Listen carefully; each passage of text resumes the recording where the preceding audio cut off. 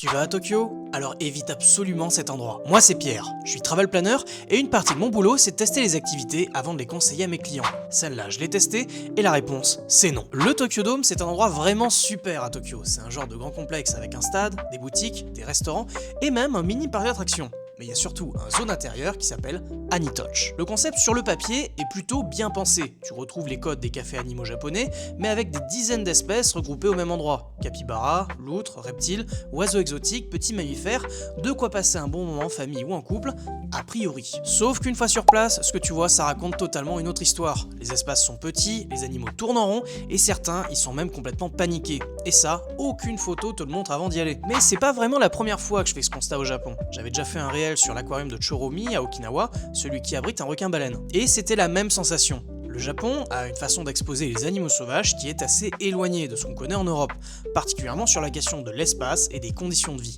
Et c'est pas un jugement, mais c'est simplement un constat que j'ai pu faire sur le terrain. Mon boulot, c'est en partie justement ça, d'aller voir de près pour que vous n'ayez pas de mauvaises surprises sur place. Une activité qui a l'air rigolote sur le papier avec de belles photos, ça ne veut pas toujours dire une bonne expérience, surtout quand ça implique des animaux. Anitoch, je ne le mets carrément pas dans mes recommandations pour Tokyo. Le Tokyo Dome en lui-même, par contre, il vaut clairement le détour.